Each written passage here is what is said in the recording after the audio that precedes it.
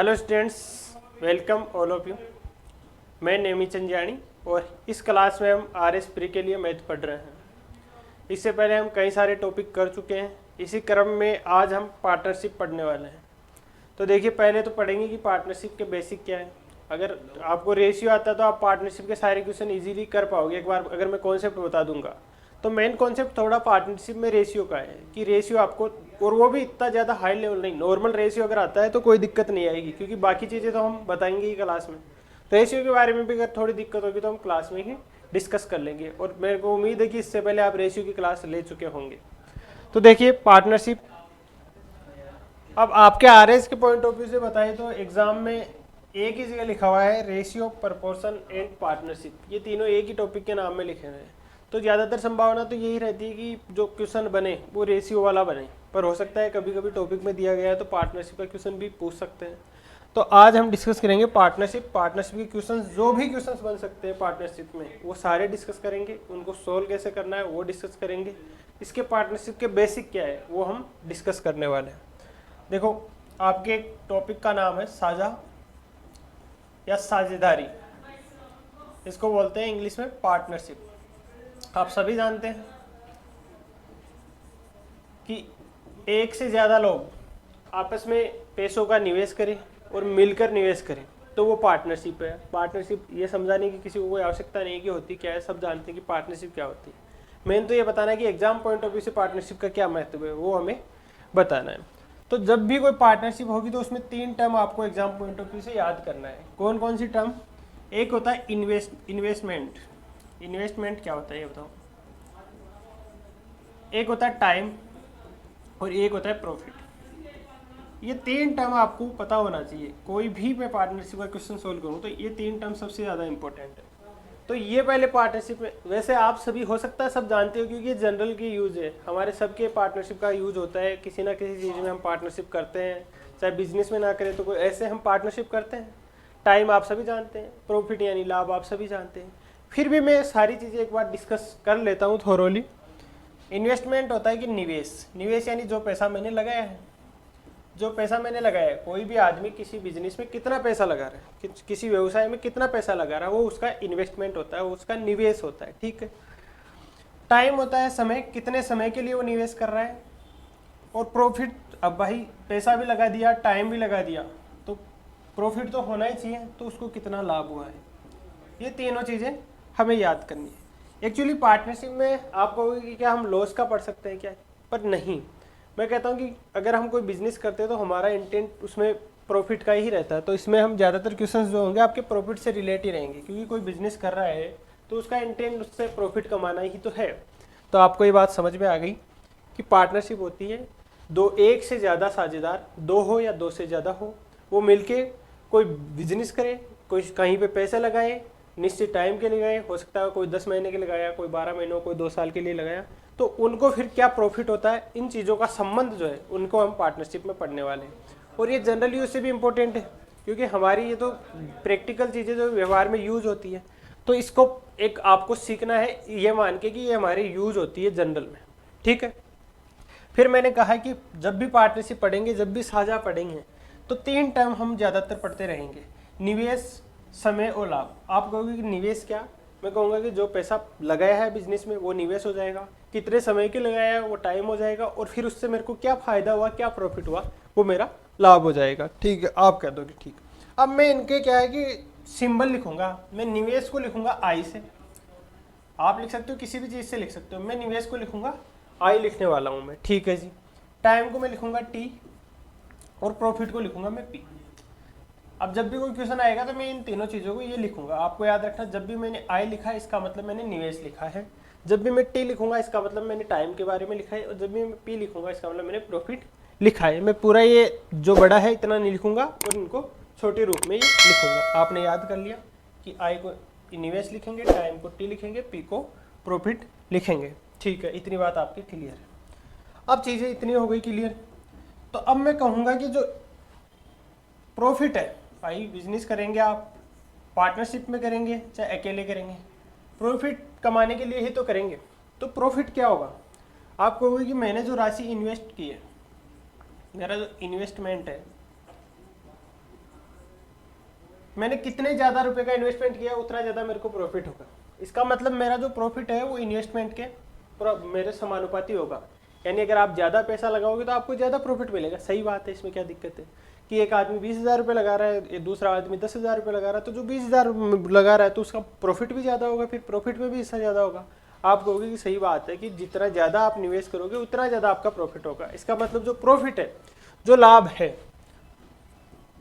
है वो निवेश के समानुपाती होता है। ठीक है, यानी निवेश के बराबर की बात नहीं बोल रहा मैं, समानुपाती बोल रहा हूँ। समानुपाती का मतलब होता है अगर निवेश ज़्यादा तो लाभ ज़्यादा, निवेश कम तो लाभ कम, ये बात। इसका समानुपाती का मतलब ये होता है। ठीक है, फिर मैंने कहा इसके अलावा कि लाभ जो है अगर मैंने ज़्यादा टाइम के लिए लगाया है तो ज़्यादा पैसा आएगा मेरे पास, तो टाइम के भी समानुपाती होता है। अगर ज़्यादा टाइम तो ज़्यादा लाभ और कम टाइम तो कम लाभ। ठीक है, बात भी सही है कि मैंने पैसा लगाया, जितना ज़्यादा पैसा लगाया उतना ज़्यादा मेरे को प्रॉफिट होगा, जितने ज़्यादा टाइम के लिए लगाया उतना ज़्यादा मेरे को प्रॉफिट होगा। आप तो ये देख लो कि हम किसी को इंटरेस्ट पे पैसे देते हैं तो जितना ज़्यादा पैसे देंगे उतना ही उससे ज़्यादा इंटरेस्ट मिलेगा, और जितने ज़्यादा टाइम के लिए देंगे उतना ही ज़्यादा उस पर इंटरेस्ट आएगा।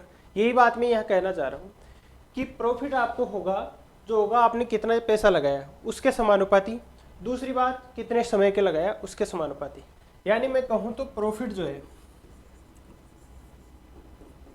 वो टाइम एंड इन्वेस्टमेंट दोनों के समानुपाती होता है। अगर इन्वेस्टमेंट बढ़ा तो टाइम बढ़ेगा, टाइम बढ़ा तो प्रॉफिट बढ़ेगा, इन्वेस्टमेंट बढ़ा तो आपका प्रॉफिट बढ़ेगा, टाइम बढ़ा तो भी आपका प्रॉफिट बढ़ेगा। ये बातें आपने जनरली समझ ली। अब एग्जाम पॉइंट ऑफ व्यू से कैसे लिखना है इसको ये मैं बताता हूँ आपको। अब जब मैंने कहा कि प्रॉफिट जो है वो इन्वेस्टमेंट और टाइम के समानुपाती होता है, तो ज़्यादा नहीं, वो हो सकता है कि कोई और फैक्टर भी इसमें काम करता हो, लेकिन आप एक तरह से एग्जाम पॉइंट ऑफ व्यू से ऐसे लिख सकते हो कि प्रॉफिट जो होता है वो IT होता है।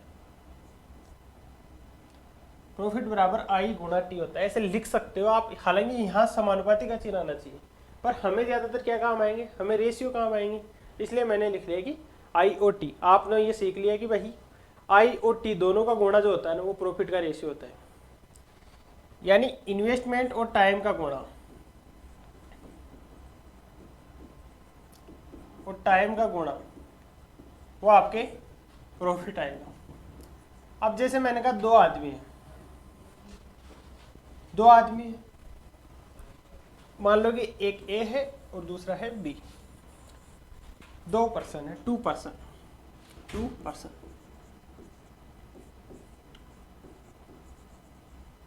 एक है A, दूसरा है B।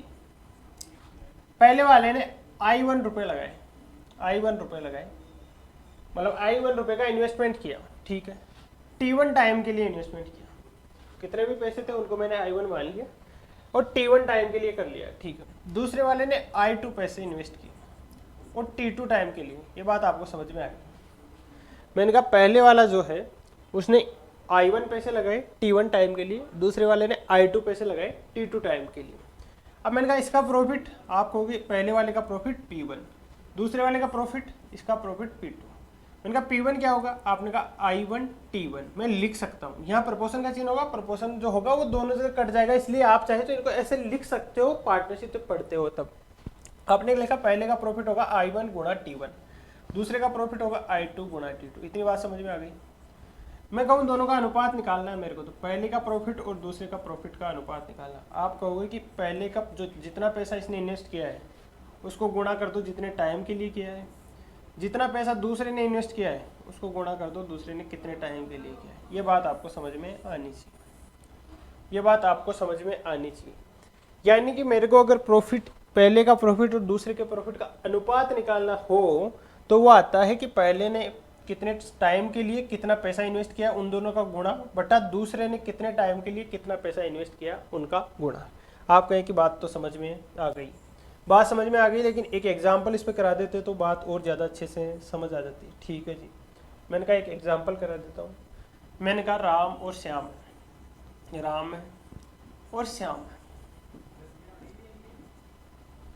मैंने कहा राम ने कोई बिजनेस में 5,000 रुपये लगाए। अब आप कहोगे सिर्फ 5,000, मैं कहूँगा छोटा था बिजनेस, इतना बड़ा बिजनेस नहीं है। बिजनेस कुछ भी हो सकता है, छोटा भी हो सकता है, बड़ा भी हो सकता है। तो हमें इस चीज़ पे नहीं जाना, हमें ये करना है कि राम ने 5,000 रुपये का इन्वेस्टमेंट किया, राम ने 5,000 रुपये लगा दिए, ठीक है जी। फिर मैंने कहा श्याम ने, आपने कहा श्याम ने जो है 6,000 रुपये कोई बिजनेस इन्होंने किया, उनमें राम ने 5,000 रुपये लगाए, श्याम ने 6,000 रुपये के लगाए। चलता रहा बिजनेस, चलता रहा चलता रहा चलता रहा। फिर क्या हुआ, 6 महीने हो गए, 6 महीने हो गए। राम कह रहा है 6 महीने तक काम किया, राम कह रहा है कि यार अब मेरे को तो पैसों की ज़रूरत है, मैं तो अपने पैसे वापस निकालूंगा बिजनेस से, तो जो मेरे को प्रॉफिट मिल जाए वो मैं लेके निकल जाऊं। श्याम ने कहा कि नहीं यार, मैं तो अभी इसको 12 महीनों तक रखूंगा, जिस भी बिजनेस में मैंने पैसे डाल रखे हैं वहाँ 12 महीने तक रखूंगा। अब मैंने कहा कि राम का प्रॉफिट, राम का लाभ और श्याम का लाभ का अनुपात बताओ। आपने कहा बात यहाँ पे तो इन्वेस्टमेंट की थी, यहाँ पे टाइम की थी, पूछ रहे हो लाभ का। फिर आपको आया फॉर्मूला याद ही है कि हाँ, अगर इन्वेस्टमेंट और टाइम मेरे को दोनों का दिया जाए तो मैं दोनों का प्रॉफिट का रेशियो निकाल सकता हूँ। आपने कहा कि राम का लाभ बटा श्याम का लाभ, यही तो मतलब होता है, यही तो मतलब होता है इस रेशियो का। A अनुपात B जो होता है उसको यही तो लिख सकता हूं मैं A बटे B। ये दोनों बातें आप कहोगे एक है, दोनों बातें एक है, ठीक है जी, दोनों बातें एक है। अब राम का लाभ और श्याम का लाभ का अनुपात चाहिए था, आपने कहा राम बटा श्याम लिखूंगा मैं, ये उनका प्रॉफिट हो गया। मैंने कहा इसने I1 पैसे इन्वेस्ट किए, राम ने कितने पैसे इन्वेस्ट किए, आपने कहा 5,000 रुपये इन्होंने इन्वेस्टमेंट किया। कितने टाइम के लिए, क्या आपने कहा ये 6 महीनों के लिए। दोनों 6 महीने में है तो दोनों की यूनिट सेम होनी चाहिए। मैं कह देता हूँ मान लो 1 साल हो 1 महीना हो तो वो नहीं चलेगा, दोनों को काउंट करो तो महीनों में करो, दोनों को काउंट करो तो साल में करो, ठीक है जी। आपकी बात बिल्कुल सही। मैंने कहा फिर श्याम ने I2 रुपये लगाए, मैंने कहा I2 कितना है, I2 है 6,000। कितने समय के लगाए, आपने कहा 12 महीनों के लिए लगाए। मैंने कहा फिर लाभ का अनुपात क्या होगा, आपने कहा ये 0 से 0 काट दो, 6 से 6 काट दो, 5/12 उनका लाभ का अनुपात हो गया। राम और श्याम का जो प्रॉफिट है, मान लिया P1 राम का और P2 है, राम का प्रॉफिट P1 है माना और श्याम का प्रॉफिट P2 है, तो दोनों का जो अनुपात है तो वो 5 और 12 आ गया। आपने कहा कि P1 और P2 जो है वो आ गया 5 और 12। आप अब तक इतनी बात निकाल पाने में सक्षम है, अब तक आप इतनी बात निकाल पाने में सक्षम है कि जब भी आपको इन्वेस्टमेंट देते 2 लोगों का, मैं कहूँ 3 का देता तो भी कोई दिक्कत वाली बात नहीं थी। मैं बता दूंगा अभी 3 को आप कहोगे ऐसे थोड़ी सोल्व करेंगे, 3 का थोड़ा सा अलग तरीका होगा, वो 2 का भी वैसे कर सकते हैं, क्योंकि 3 को ऐसे तो ले नहीं पाओगे आप P1 बटा P2। फिर मैं बताता हूँ कि क्या करना है आपको। फिर आपने कहा कि चलो ठीक है, इतनी बात ठीक है कि आप अगर मेरे को कोई इन्वेस्टमेंट दे कितने समय के लिए दिया है, अगर 2 हो 3 हो तो मैं उनका प्रॉफिट का रेशियो निकाल सकता हूँ। मैंने कहा 3 लोग हो जैसे, अब इस चीज़ को देखो थोड़ा सा ऐसे लिखा जा सकता है ना, आप इस चीज़ को देखो, ये एक ही तो बात है, इसको ऐसे लिख सकते हैं ना, P1 अनुपात P2 बराबर I1 T1 अनुपात I2 T2। यानी इस चीज़ को समझने की कोशिश करो। मैंने क्या लिखा, P1 पहले वाला अनुपात लिखा, तो मैंने कहा पहले वाले का प्रॉफिट लिखना है तो वो क्या होगा, पहले वाले ने कितना इन्वेस्ट किया, कितने टाइम के लिए किया। दूसरे वाले का प्रॉफिट लिखना हो तो दूसरे वाले कितने टाइम के लिए किया, कितना इन्वेस्टमेंट किया है। ऐसे अगर 3 लोग हो, मान लो कि A B C 3 पीपल,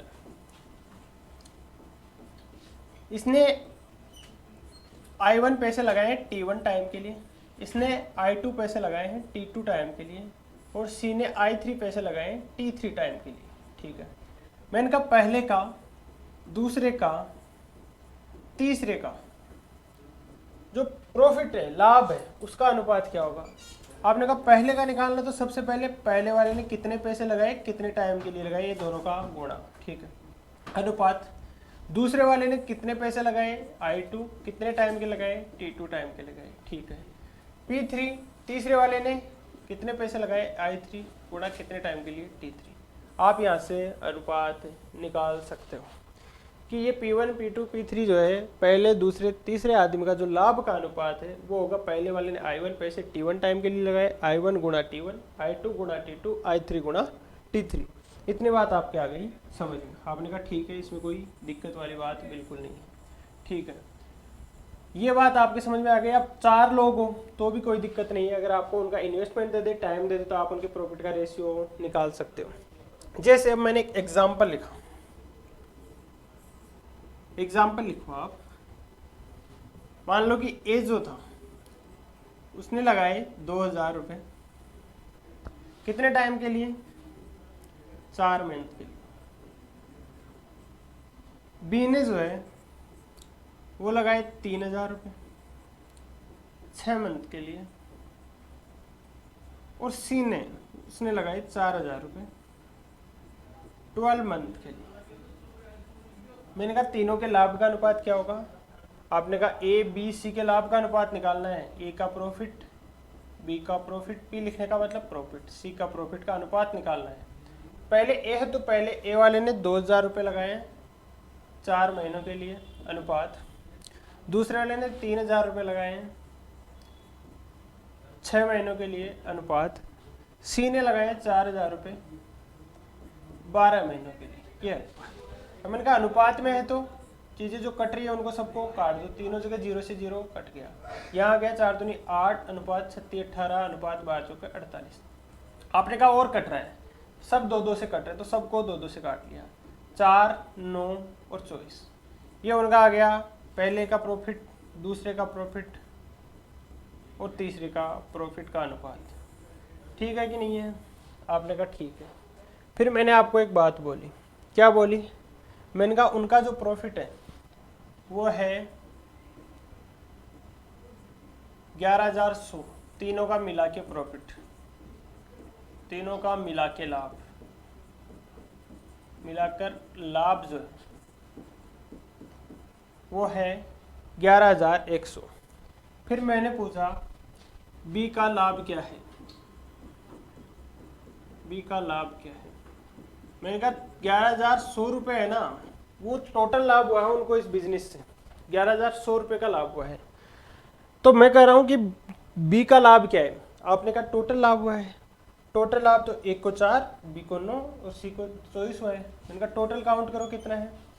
आपने कहा 24 9 33 4 37, 37 यूनिट अगर यहाँ से निकालो तो उनको लाभ हुआ है। मैंने कहा 37 यूनिट है ना, ये जो आप 37 यहाँ आ रहा है, क्योंकि ये तो रेशियो है। इसी 37 का मान है कि 11100 रुपये है। मैंने कहा एक की वैल्यू फिर 37 दिया, 111 00, एक की वैल्यू 300 रुपये। एक का मान जो है ना, एक यूनिट का मान 300 रुपये। अगर मेरे को एक का प्रॉफिट निकालना हो तो इसको गुणा कर दूंगा 4 गुणा 300 से।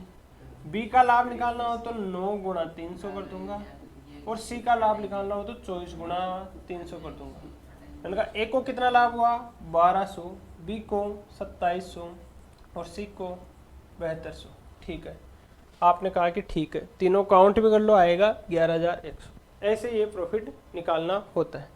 ठीक है, पहली बात हो गई। अगर आपको इन्वेस्टमेंट दिया जाए, टाइम दिया जाए, 2 लोग हो, 3 लोग हो, 4 हो, आप उनके प्रॉफिट का रेशियो निकाल सकते हो। ठीक है, अब पहली बात मैंने क्या लिखी थी? P1 बटे P2। आपको अगर 2 आदमियों का निकालना तो I1 T1 I2 T2। मैंने कहा मान लो दोनों ने सेम टाइम के लिए इन्वेस्ट किया, समान समय, दोनों ने 12 महीने, दोनों ने 6 महीने, दोनों ने 8 महीने। फिर जब दोनों मान लो कि टाइम सेम हो, दोनों बार टाइम सेम हो, तो ये दोनों क्या हो जाएंगे? दोनों सेम हो जाएंगे, तो ये कट जाएंगे जब टाइम सेम हुआ तो जो प्रॉफिट का रेशियो हो जाएगा वो किस चीज़ का रेशियो हो जाएगा? उन्होंने इन्वेस्टमेंट जो है ना किस अनुपात में किया है, वही उनका प्रॉफिट का रेशियो हो जाएगा। प्रॉफिट का जो अनुपात है वो हो जाएगा उसने कितने पैसे इन्वेस्ट किए उसी अनुपात में आ जाएगा। आपने कहा ठीक है, बिल्कुल आ जाएगा भाई। जब T1 बराबर T2 हो, जब ये दोनों बराबर हो तो ये कट जाएंगे। जब पहले और दूसरे का जो लाभ का अनुपात है वो उन्होंने कितने पैसे किए उन्हीं के अनुपात में आ जाएगा। आपने कहा ठीक है। मैंने दूसरी बात बोली, मान लो टाइम अलग अलग इन्वेस्ट किया हो, कोई किसी ने 2 महीने, किसी ने 4 महीने, लेकिन सबने पैसे बराबर लगाए हो। यानी मैं कहना चाह रहा हूँ कि पहले ने I1 पैसे लगाए, दूसरे ने भी I1 पैसे लगाए, यानी I1 बराबर I2 हो यहाँ से कंडीशन में। ठीक है, तो आप कहोगे जब I1 I2 बराबर होंगे तो ये दोनों कट जाएंगे, तो जो लाभ का रेशियो है, लाभ का जो अनुपात है, वो उन्होंने कितने टाइम के लिए लगाया उनके अनुपात के बराबर ही हो जाएगा। आपने कहा सही बात है। मैंने बहुत ज़्यादा कुछ नहीं किया, मैंने कहा 2 लोग हैं मान लो, मैंने कहा यहाँ से कि I1 T1 बटा I2 T2 उनके लाभ का रेशियो होता है।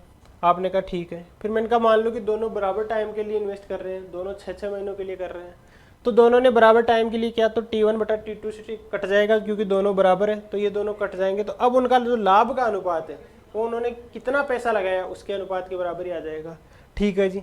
ये कंडीशन नहीं होती, हो सकता था कि टाइम तो अलग अलग हो लेकिन सबने पैसे बराबर इन्वेस्ट किए हो, तो जो लाभ का अनुपात है वो टाइम के अनुपात के बराबर आ जाता। क्या ये 2 लोगों के लिए सत्य है? मैंने कहा नहीं, कितने भी लोग हों। इस केस में भी मान लो तीन लोग होते, P1 P2 P3, तो उन तीनों के लाभ का अनुपात हो जाता पहले का इन्वेस्टमेंट, दूसरे का इन्वेस्टमेंट और तीसरे का इन्वेस्टमेंट। मैंने कहा यहाँ पे फिर मान लो कि तीनों का लाभ क्या होता, 3 लोग होते तो P1 P2 P3।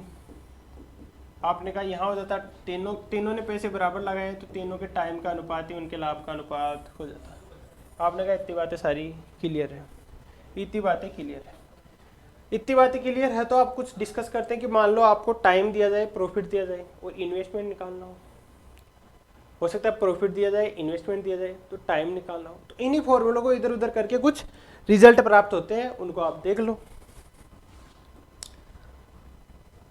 जैसे आपने कहा कि P1 बटा P2 जो है वो I1 T1 बटे I2 T2 होता है।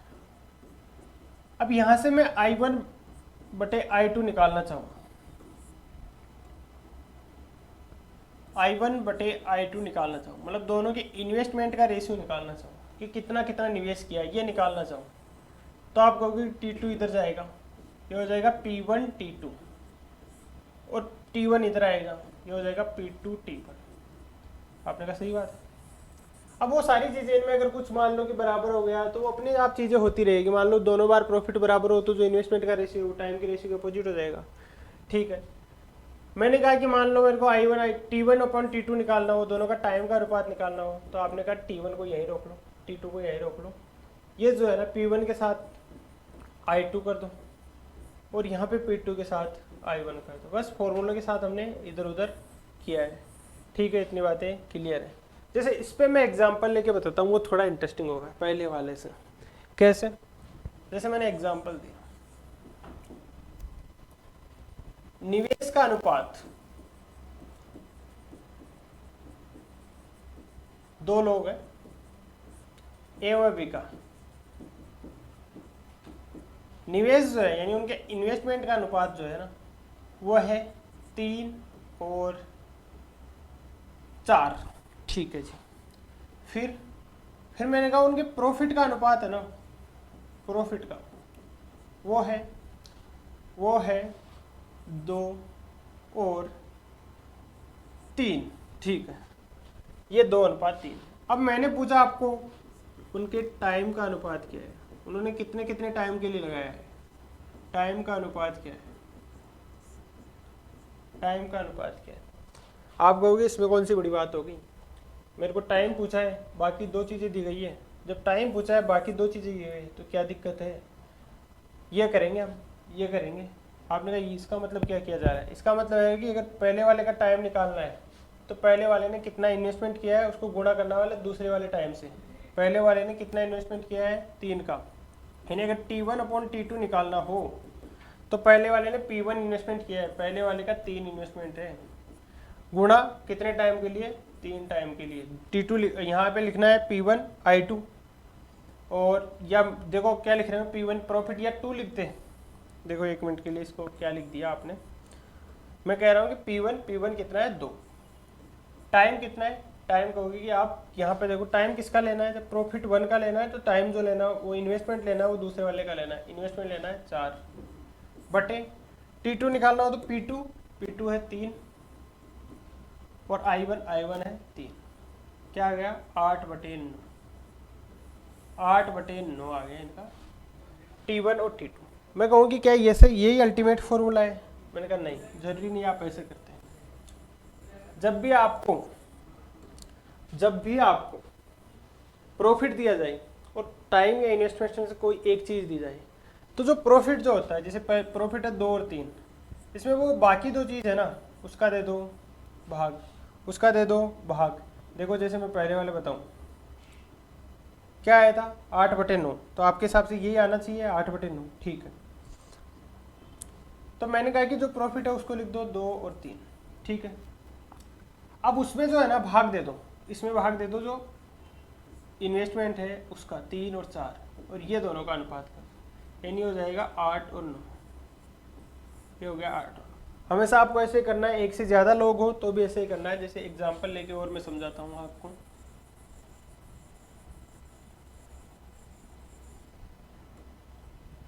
तीन लोग हैं ए बी सी, उनका जो इन्वेस्टमेंट है उनका अनुपात है 2, 4 और 3, और उनका जो प्रॉफिट है उसका अनुपात है 3, 2 और 5। अब आपको क्या करना है, मैंने कहा इनका जो टाइम है उनका अनुपात निकालना है, टाइम का अनुपात निकालना है तीनों का।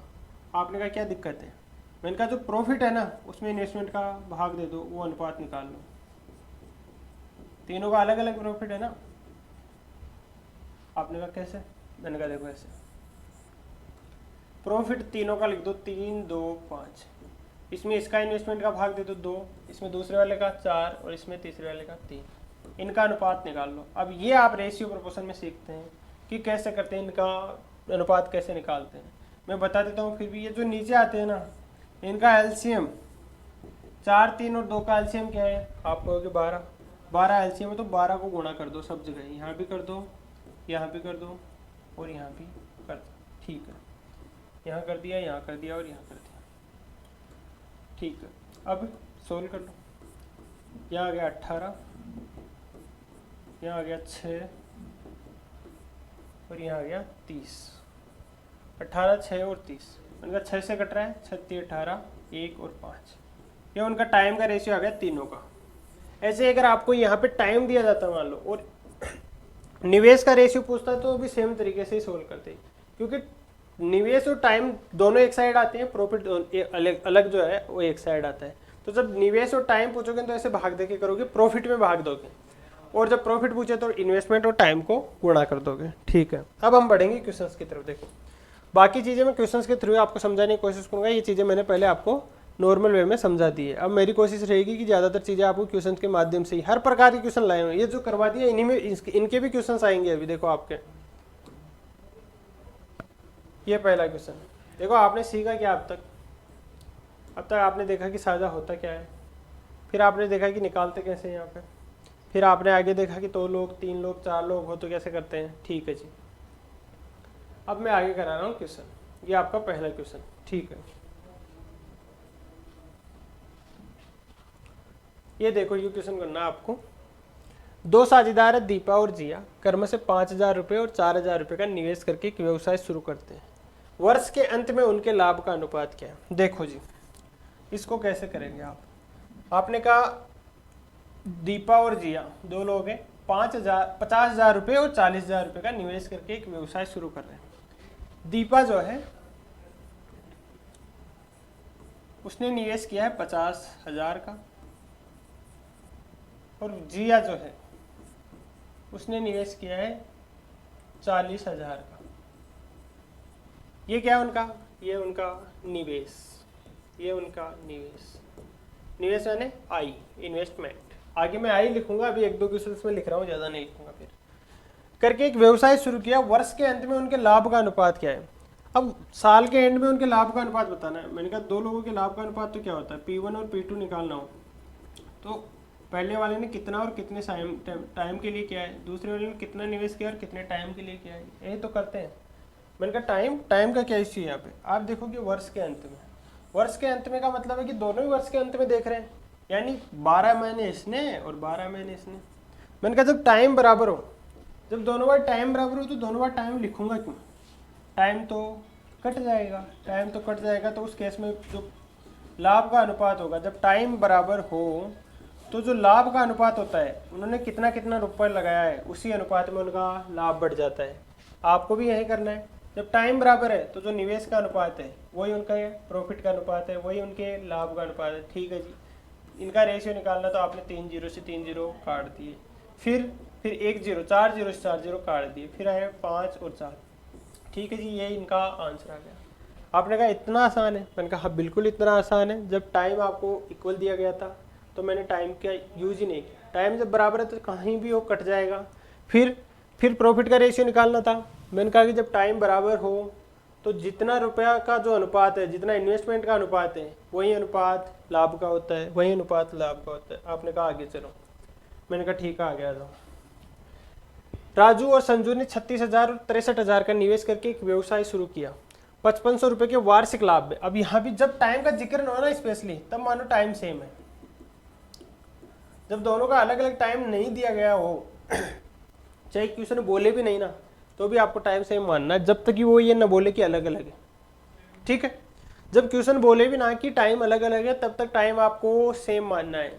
ठीक है जी, आपने कहा ठीक है, जब तक टाइम अलग नहीं बोलेगा हम टाइम को सेम मान लेंगे। जब दोनों जगह टाइम सेम है तो टाइम वाली चीज़ मेरे लिए गायब है। टाइम से मेरे को ज़्यादा मतलब नहीं है जब दोनों जगह टाइम सेम है, क्योंकि वो दोनों जगह कट जाएगा। फिर आपने कहा कि राजू है और संजू है।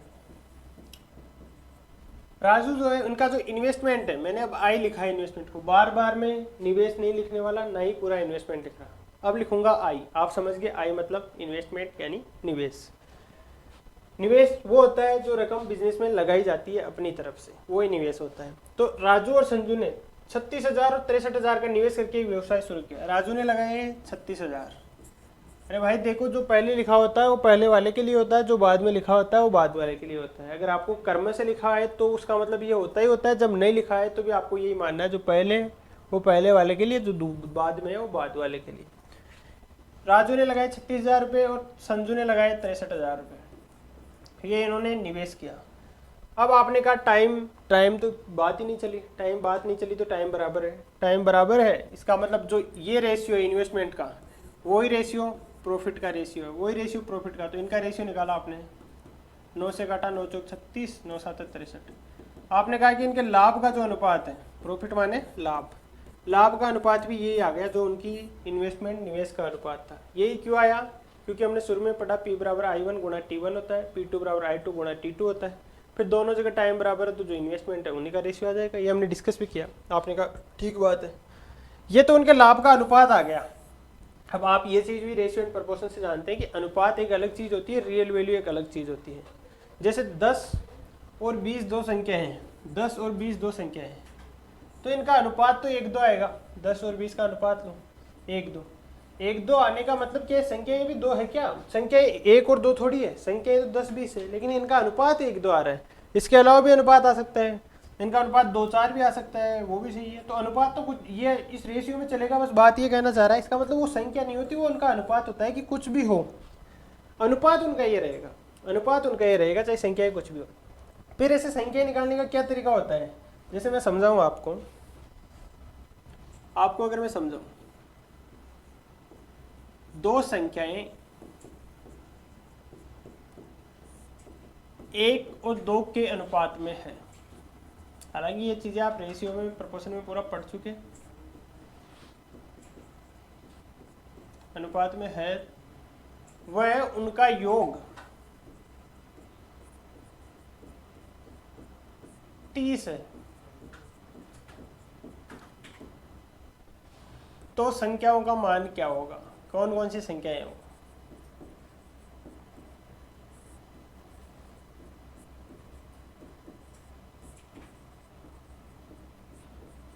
ठीक है, आपने कहा क्या होता है ये? मैंने कहा दो संख्या 1 और 2 अनुपात में। 1 और 2 होने का मतलब ये, इनसे को किसी भी संख्या से गुणा कर दो, फिर दोनों साइड कर दो। जैसे 2 से गुणा किया तो 2 4 हो गया, 3 से गुणा किया तो 3 और 6 हो गया।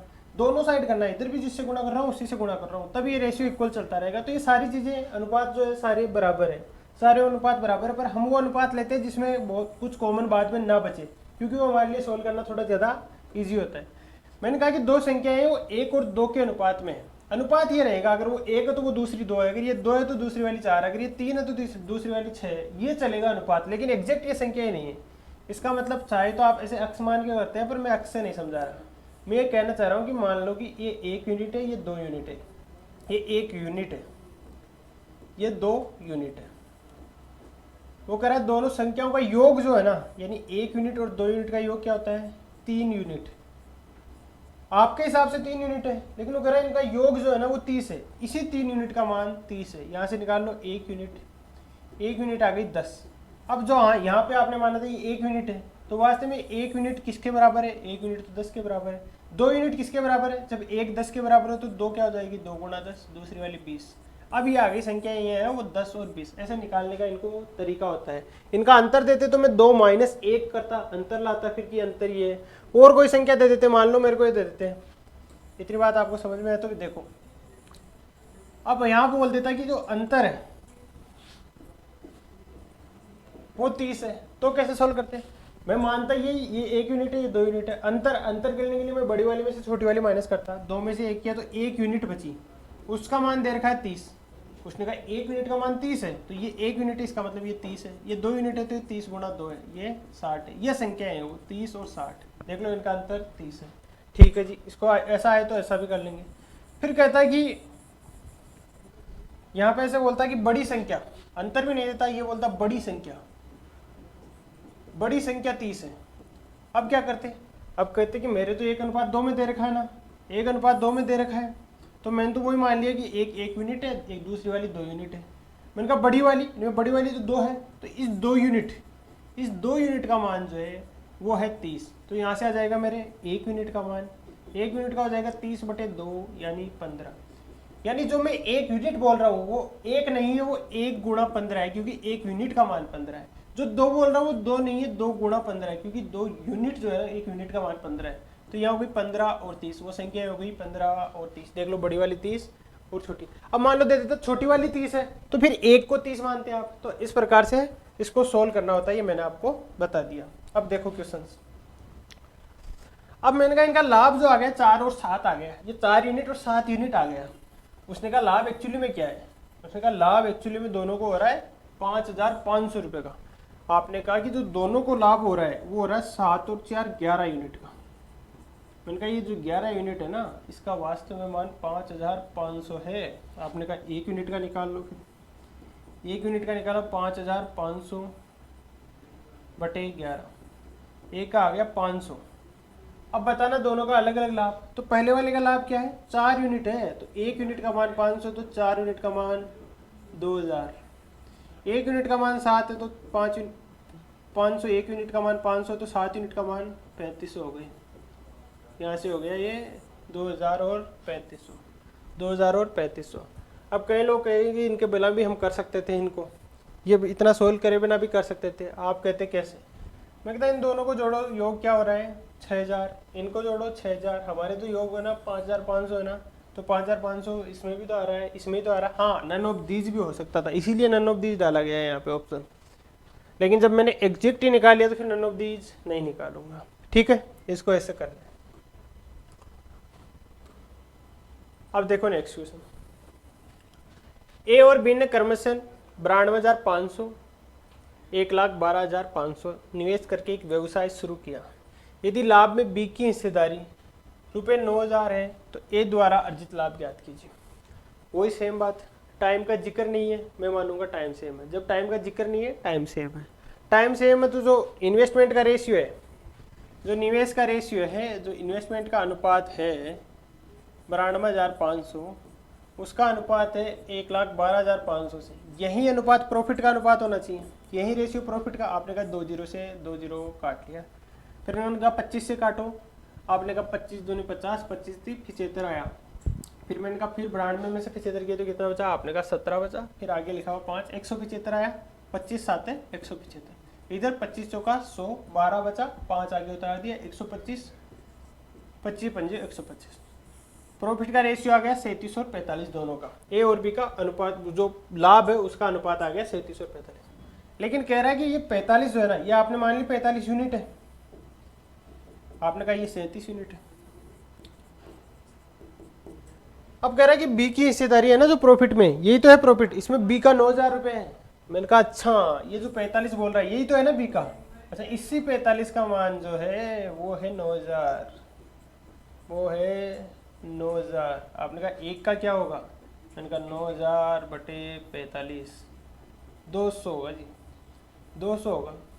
पूछा क्या है, एक का पूछा है, एक का क्या है 37 यूनिट है। अच्छा, एक यूनिट का मान 200 है तो 37 का निकालना है। 37 गुना 2 यानी 7400, 7400, 7400। ठीक है जी, आपने कहा बिल्कुल ठीक, आगे बढ़ो। आपने कहा बिल्कुल ठीक, आगे बढ़ो। अब थोड़ा सा क्वेश्चन थोड़ा अलग आया। इतनी देर तो सिंपल थे, टाइम जो था सेम था, तो जो निवेश का अनुपात था वही लाभ का अनुपात था, उसी पे बेस्ड क्वेश्चन थे। पहले कुल टोटल लाभ दिया था उससे निकाल लिया, फिर बी का लाभ दिया था तो एक का पूछा उससे निकाल लिया। हमारे पास तो जब अनुपात आ गया तो यूनिट की वैल्यू तो आएगी, यूनिट से जो दिया वो निकाल लो। अब कह रहा है एक व्यवसाय में ए और बी के द्वारा किए गए निवेश का अनुपात 14 और 15 है। आपने कहा ए है, बी है, और जो इन्वेस्टमेंट किया उन्होंने उनका अनुपात दे रखा 14 और 15, 14 और 15। वर्ष के अंत में उनके लाभों का अनुपात, साल के एंड में बोला है, दोनों की बात चल रही है। साल के एंड के में बोला है कि लाभ जो है ना उनको, जो प्रॉफिट है उनका अनुपात दे रखा 2 और 3। ठीक है, प्रॉफिट का अनुपात दे रखा 2 और 3। यदि ए ने 3 माह के लिए राशि निवेश की तो ए द्वारा निवेश की गई राशि की अवधि कितनी थी। देखो यहाँ पे क्या लिखा हुआ है, दोनों ही जगह एक ही बात बोल दी है, दोनों ही जगह एक ही। तो 3 महीने दे दी, एक ही कैसे पूछेगा। एक बार के लिए हम इंग्लिश में देख लेते हैं कि क्या है। If A invested the money for 3 month, A ने 3 महीनों के लिए इन्वेस्ट किया, तो फिर बी ने कितने महीनों के लिए किया, तो यहाँ पे जो आएगा बी आएगा, ए नहीं आएगा। ठीक है, क्योंकि एक का तो दे ही रखा है 3 महीना, तो एक का थोड़ी निकालना है, अब तो बी का निकालना है। आपने कहा ठीक है, ये चीज़ें आपको दी गई है कि ए जो है ना, ए और बी का जो निवेश का अनुपात 14-15 है, उनके लाभ का अनुपात 2 और 3 है। यदि ए ने 3 महीने निवेश किया तो दूसरे वाले का टाइम बताना है। आपने कहा ये तो गड़बड़ होगी, कैसे गड़बड़ हुई, ये कैसे निकाले। फिर मैंने कहा था अभी पीछे, मैंने बोला था कि इन्वेस्टमेंट और टाइम दोनों साथ है, दोनों साथ है। और आपको अगर प्रॉफिट एंड इन्वेस्टमेंट दिया गया है तो ये दूसरे के अपोजिट है। इसका मतलब अगर मेरे को टाइम निकालना हो तो मैंने कहा था प्रॉफिट में इन्वेस्टमेंट का भाग देंगे, क्योंकि आपने कहा प्रॉफिट क्या होता है, प्रॉफिट मैंने कहा था आई गुणा टी होता है। तो यहाँ से आई निकालना हो तो भी पी बटे टी करेंगे, और टी निकालना हो तो पी बटे आई करेंगे। तो यहाँ तो निकालना है टाइम का अनुपात, दोनों के टाइम का। तो पहले दोनों का प्रॉफिट जो है ना उसमें उनके इन्वेस्टमेंट का भाग देंगे। आप बोलोगे इसका प्रॉफिट तो 2 है, पहले का प्रॉफिट 2 है, मैंने कहा इसमें भाग दे दो इसके इन्वेस्टमेंट का 2/14। दूसरे का प्रॉफिट 3 है, इसमें भाग दे दो इसके इन्वेस्टमेंट का 3/15। जो कट रहा है उसको काट लो, 1/7 और 1/5, 1/5 और 1 अच्छा 2 लाभों का अनुपात 2 और 5 है। देखो जी यहाँ जो है 5, यहाँ जो है 5, यहाँ 5 है तो यहाँ भी आएगा 5, यहाँ 5 लिख दूंगा। ठीक है, तो अब जो कटेगा वो आएगा 1/3, 1/3। यहाँ आ गया 1/7 और यहाँ आ गया 1/3। मैंने कहा वो लाभ ही क्या जो बटे में आए, जो अनुपात ही क्या जो बटे में आए। बटे में नहीं रखना मेरे को, तो मैं क्या करूँ, वही सेम प्रोसेस होती है, या तो दोनों का एलसीएम जो उससे गुणा कर दो, या इनको 2 संख्या है तो इनको तो आपस में गुणा कर दो, आपस में गुणा कर दो। 3 और 7, 3 और 7 उनके टाइम का अनुपात आ गया, मतलब पहले वाला टाइम जो है वो ए का है, दूसरे वाला बी का है। अब 3 यूनिट आया, ये 3 नहीं आया, 3 यूनिट नहीं आया, लेकिन आपकी किस्मत अच्छी कि आपको जो 3 यूनिट है उसका मान भी 3 मंथ ही है। ये जो 3 यूनिट है इसका मान भी 3 मंथ ही दिया गया है। तो 1 यूनिट का मान क्या आ गया, 1 मंथ, और 7 यूनिट का मान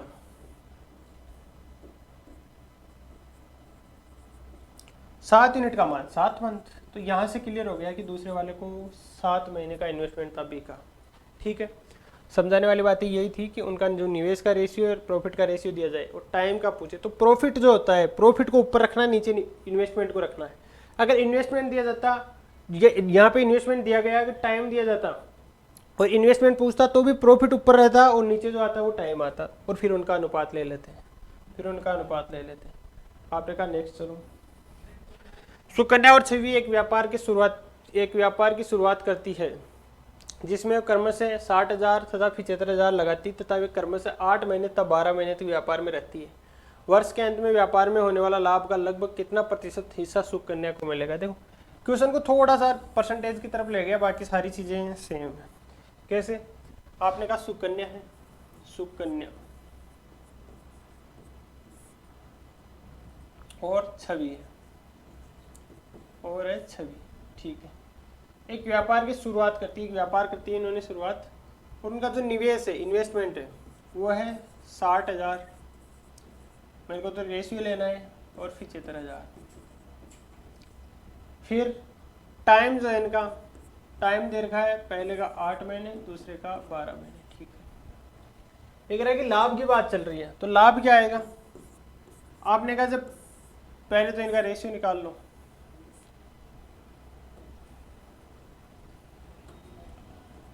पहले तो इनका रेशियो निकाल लो। 15 चौके 60, 15 पंजे 75, 4 दूनी 8, 4 ती 12। यह आ गया यहाँ पे 4 5, और यहाँ पे आ गया 2 3।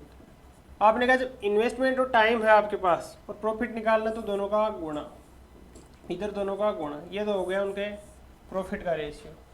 भाई इन्वेस्टमेंट और टाइम को गुणा किया, इन्वेस्टमेंट और टाइम को गुणा किया, जो अनुपात आया उनके प्रॉफिट का रेशियो आ गया। ठीक है, अब हो गया कि मान लो 8 यूनिट जो है ना, 8 यूनिट तो प्रॉफिट हो गया सुकन्या को, 15 यूनिट जो है वो प्रॉफिट हो गया छवि को। ठीक है, मैं कहूँ टोटल प्रॉफिट कितना हो गया? टोटल प्रॉफिट आपने कहा 8 यूनिट इसको और 15 यूनिट इसको, तो दोनों को मिला के 23 यूनिट जो है टोटल प्रॉफिट हो गया। 8 ये 15 ये दोनों मिला के 23 यूनिट, दोनों का जो लाभ है ना मिला के वो 23 यूनिट हो गया।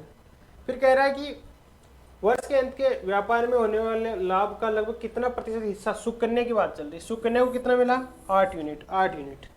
और पूछा क्या है? कुल लाभ का, होने वाले लाभ का, होने वाला लाभ कितना है? 23 का कितना प्रतिशत मिला? गुणा 100। सुकन्या को कितना मिला? 8, टोटल कितना था? 23 गुणा 100। ऐसे तो निकालते हैं परसेंटेज। अब इसको सोल्व कर लो, 800 बटा 23। मान जो है दूर दूर है, तो मैं थोड़ा एक बार करते मेरे को आइडिया लग जाएगा कि अप्रोक्सीमेट वैल्यू क्या है। जैसे 23 46 23 गुणनतर, जब शुरू में 3 आ गया तो मैंने कर दिया ये टिक, क्योंकि मान जो है दूर दूर है। आप चाहे तो इसको पूरा सोल्व कर सकते हो, और यहाँ लिखा भी है कि अप्रोक्स वैल्यू याद करनी है, आपको लगभग मान निकालना है, एग्जैक्ट निकालना नहीं है। तो जब मैंने यहाँ शुरू में 3 देखा तो मेरे को पता 3 से और किसी में शुरू में 3 नहीं था, तो ये डी ऑप्शन हमने टिक कर दिया। देखो अब नेक्स्ट, ABC निजी व्यापार में कर्म से 40,000, 45,000, 60,000 निवेश करते हैं। ये कर्म से 5 4 3 महीनों तक निवेश करते हैं। एग्जैक्ट क्वेश्चन है, सेम क्वेश्चन है, खुद करोगे इसको, सेम पीछे वाले की तरह क्वेश्चन है। 3 के लिए था तो 3 के लिए भी तो आप कर ही सकते थे। 3 में कौन सी दिक्कत आ रही थी आपको? भाई जैसे इसमें क्या दे रखा है, 3 के लिए दे रखा, तो आपने जैसे एक बार के लिए फिर भी मैं बता देता हूँ, लिख देता हूँ। अब ये पैसों में बार बार नहीं लिख रहा, 3 0 तो 3 0 तीनों की जगह कट जाएंगे। ठीक है, तो इनके इन्वेस्टमेंट का रेशियो हो गया 40, 45 और 60। हालांकि और कट रहा है, ये आगे और कट रहा है, 5 से कट रहा है 8, 5 से 9 और 5 से 12। ठीक है, टाइम दे रखा है पहले का 5, 4 और 3। अब प्रॉफिट निकालना तो इसका गुणा, इसका गुणा और इसका गुणा, कट रहा है तो काट लो, 4 से कट रहा है 10, 9 9, ये आ गया उनके प्रॉफिट का रेशियो। अब क्वेश्चन को थोड़ा जल्दी करेंगे क्योंकि हमने चीज़ें सीख ली। प्रॉफिट का रेशियो आ गया 10 9 9। अब टोटल प्रॉफिट कितना हुआ? 10 9 19 9, 28 यूनिट टोटल प्रॉफिट है। सी का पार्ट पूछा है, सी को 9 हुआ गुणा 100, 4 से काटा 4 7 28, 25 का 100, 25 नाम है 225, 225 बटा 7। सोल्व किया, और इसमें भी अप्रोक्स वैल्यू निकालनी है आपको। सोल्व किया तो 7 तिया 21 और 1 2 7 दूनी 14, 32 के लगभग वैल्यू आ रही है, तो 32 का आंसर हो गया। ऐसे करना, 2 का हो 3 का हो, कोई दिक्कत आनी नहीं चाहिए। अब नेक्स्ट देखो, ABC 5 7 4 के अनुपात में पूंजी निवेश करते हैं। उनके निवेश के समय का अनुपात XYZ है यदि उनका लाभ 45 42 और 28 है। मैंने कहा A है, B है, C है। इन्वेस्टमेंट है 5 7 और 4 के अनुपात में। टाइम जो है वो है X अनुपात Y अनुपात Z में। प्रॉफिट जो हुआ इन दोनों का गुणा होता है, वो है 45 42 28 में। ठीक है, अब कह रहा है कि जो XYZ का अनुपात क्या है, यानी पूछ रहा है टाइम का अनुपात। टाइम का अनुपात मैंने अभी भी आपको बताया था, P बराबर IT होता है। टाइम पूछ रहा है तो P बटा I होगा, P बटा I होगा। तो पहले का टाइम निकालना हो तो पहले का P 45 और पहले का I 5 अनुपात। दूसरे का निकालना हो तो दूसरे का P 42, दूसरे का जो I है वो 7, तीसरे का P 28, तीसरे का जो I है 4। बस 5 9 45, 7 6 42, 4 7 28, ये उनका XYZ का अनुपात हो गया। ये तो होता है टाइम का अनुपात। आपने कहा कि 9 6 7 जहाँ भी है वो आंसर, 9 6 7 जहाँ भी है वो आंसर है। 3 भागीदार है किसी व्यापार में, लाभ के अनुपात को 8 7 में बांटते हैं। उन्होंने पूंजी को क्रम 7 8 14 माह के लिए निवेश किया, उनकी पूंजी का अनुपात याद कीजिए। अब देखो ये जो दे रखा है आपको, ये 8 7 5, ये क्या दे रखा है, प्रॉफिट का अनुपात दे रखा है आपको, दे रखा है प्रॉफिट का रेशियो। 3 भागीदार है, उनकी प्रॉफिट का रेशियो है 8 7 5। टाइम का रेशियो दे रखा है 7 8 और 14, ये दे रखा है। मैंने भी बोला P बराबर IT। यहाँ टाइम दे रखा है, टाइम दे रखा है, आई निकालना है, तो आई निकालूंगा तो क्या करूँगा, आई क्या होगा, आई होगा P बटा T, मतलब प्रॉफिट में टाइम का भाग दे दूंगा। प्रॉफिट में टाइम का भाग दे दूंगा तो 8 पहले का प्रॉफिट है, इसमें टाइम का भाग दे दिया पहले का टाइम का, जिसका प्रॉफिट की बात कर रहे हैं उसी का टाइम का भाग देना है। 7 पहले का प्रॉफिट है, उसमें इसी के टाइम 8 का भाग दे दूंगा। 5 तीसरे का प्रॉफिट है, इसमें इसी का टाइम का भाग दे दूंगा। अब इसको कैसे सोल्व करते हैं, अभी कई बार बता चुका है। इसको ऐसे सोल्व करते हैं कि इनका एलसीएम ले लो। करने के कई सारे तरीके हैं, ये मेथड बेस्ट मेथड है तो वो मैं बता रहा हूँ। एलसीएम क्या होगा, आपको क्या 8 7 14 का 56 एलसीएम होता है। मैंने कहा तीनों जगह 56 से मल्टीप्लाई कर दो, तीनों जगह 56 से मल्टीप्लाई कर दो, 56 से मल्टीप्लाई कर दो। 7 2 8 56, 8 अंटे 64, 8 7 56, 7 7 49 और चौक 56, 5 चौके 20, 64 49 20 आ गया। आप चीज़ें समझने लग गए अपने आप ही, आप अपने आप समझने लग गए कि जब प्रॉफिट का पूछता है तो टाइम और इन्वेस्टमेंट को गुणा करता हूँ। इसके अलावा इन्वेस्टमेंट और टाइम जब भी पूछता है ना तो प्रॉफिट में भाग देता हूँ। अगर इन्वेस्टमेंट दे दिया, टाइम पूछ रहा है तो इन्वेस्टमेंट का भाग दे देता हूँ, प्रॉफिट में देता हूँ भाग, ऊपर प्रॉफिट आता है। ये बात मैंने बताई कि ऊपर प्रॉफिट रखना है जब टाइम या इन्वेस्टमेंट कुछ भी पूछे। ठीक है जी, नेक्स्ट। ABC ने अपनी पूंजी 2 3 5, पूंजी बोलो चाहे निवेश बोलो, ये लगाई उसने। ABC के द्वारा निवेश की गई राशि की अवधि, इनका टाइम का अनुपात है 4 2 3। यदि C को लाभ का एक हिस्सा प्राप्त होता है तो एक के हिस्से से ₹1,47,000 अधिक है तो इस लाभ में B का हिस्सा ज्ञात है। कहना क्या चाह रहा है कि जो C को लाभ मिल रहा है ना वो A से ₹1,47,000 ज़्यादा मिल रहा है। यही कह रहा है। देखो C gets share of profit which is 1,47,000 more than that of. पहले तो जो चीज़ें अपने को आती है वो कर लो। आपने कहा 3 लोग हैं ABC, उनके इन्वेस्टमेंट है, उनका रेशियो दे रखा है 2 3 और 5। फिर उनके टाइम का रेशियो दे रखा है, उनके टाइम का रेशियो दे रखा है पहले का 4 फिर 2 और 3। मैंने कहा प्रॉफिट निकालना होगा तो मेरे को, आपने कहा प्रॉफिट निकालना होगा तो इन दोनों को गुणा कर दो, 8 6 और 15। ये उनके प्रॉफिट का रेशियो है, ये उनके प्रॉफिट का रेशियो है। आपने कहा ये उनके प्रॉफिट का रेशियो। फिर ये बोल रहा है कि C का लाभ है ना, अब मैंने कहा कि मान लिया इसका लाभ जो है 8 यूनिट है, इसका 6 यूनिट है, इसका 15 यूनिट है। एक्चुअली में 8 6 15 नहीं है, ये यूनिट है। इसने कहा C का लाभ का हिस्सा A से 1,47,000 ज़्यादा है। C का कितना है 15 यूनिट, A का कितना है 8 यूनिट, दोनों का अंतर कितना है 7 यूनिट। आपने कहा इसी की वैल्यू बोल रहा है कि उसने 1,47,000। C कितना ज़्यादा है, C से यहाँ पे अपने हिसाब से 7 यूनिट ज़्यादा है और उसका मान दे रखा है 7 यूनिट का मान 147,000, 7 दूनी 14, 7 एकम 7 3 0, 21,000। अब पूछा क्या है, B का हिस्सा पूछा है। इस 21,000 1 यूनिट का मान है, मेरे को निकालनी 6 यूनिट के मान, तो 21 से गए 126 के आगे 3 0, 126 के आगे 3 0। आपने कहा ठीक है। नेक्स्ट क्वेश्चन, क्वेश्चन नंबर 10 है। एक छोटे से व्यवसाय को शुरू करने के लिए A और B ने मिलकर 15,000 का निवेश किया। उन्हें साल के अंत में 2,000 का लाभ हुआ। B ने अपने लाभ का हिस्सा 600 लिया। A ने कितना निवेश किया। अब देखो ये जो चीज़ें पढ़ी है उसी पे बेस्ड क्वेश्चन है। A और B दोनों ने मिलकर 15,000 रुपये लगाए। ठीक है जी, 15,000 रुपये लगाए। उन्हें साल के अंत में, दोनों की बात चल रही, टाइम का जिक्र नहीं, इसका मतलब टाइम सेम है, टाइम सेम है। रुपये 2,000 का लाभ हुआ, उनको जो प्रॉफिट हुआ वो जो हुआ 2,000 का हुआ, प्रॉफिट 2,000 का हुआ। B ने अपने लाभ का हिस्सा रुपये 600 लिया। B ने है ना, A था B था, 2 लोग थे। B ने 600 रुपये लाभ का हिस्सा लिया, टोटल लाभ हो रहा था 2,000, तो A को कितने मिल गए 1,400, A को कितने मिल गए 1,400। ये उनके प्रॉफिट का रेशियो आ गया, इनके प्रॉफिट का। मैंने कहा अनुपात निकालना चाहूँ तो आप निकालोगे अनुपात, इसका 7 और इसका 3, 7 और 3 उनके अनुपात आ गया प्रॉफिट का। ठीक है, प्रॉफिट का अनुपात जो होगा वो टाइम का क्या दे रखा है ये बताओ, टाइम क्या दे रखा है, आप कहोगे टाइम दोनों में सेम है। अब हमने क्या सीखा था अभी, टाइम दोनों जगह सेम हो, टाइम दोनों जगह सेम है, टाइम दोनों जगह सेम है। देखो चीज़ मैं जो बताना चाह रहा हूँ आपको, अब 15,000 रुपये, यही उनके जो 15,000 रुपये है, अगर टाइम सेम है तो ये उनके इन्वेस्टमेंट का रेशियो आ गया, ये उनके इन्वेस्टमेंट का रेशियो आ गया, क्योंकि टाइम दोनों जगह सेम है। जैसे क्या लिखाया था हमने, P1 बराबर I1 T1, P2 क्या था मान लो I2 T2, P1 बटे P2 क्या I1 T1 बटे I2 T2। मैंने कहा टाइम जब दोनों बार सेम हो तो जो P1 है वो I1 और P2 जो I2, तो ये उनके इन्वेस्टमेंट का रेशियो, यानी टोटल जो इन्वेस्टमेंट है मान लो कि 10 है, 7 3 10 यूनिट टोटल जो इन्वेस्टमेंट है। 10 यूनिट की वैल्यू दे रखी है 15,000, 10 यूनिट की वैल्यू 15,000, एक की वैल्यू 1500, चाहिए किसका, एक का चाहिए, एक का है 7, तो 1500 गुणा 7, 15 7 है 105 और डबल, ठीक है। देखो नेक्स्ट, ABC ने एक व्यवसाय शुरू किया, एक के निवेश का 3 गुना, B के 2 गुने निवेश के तथा C के 4 गुने निवेश के बराबर है। यदि कुल लाभ में से C के हिस्से में 4,863 आता है तो A का अंश कितना है।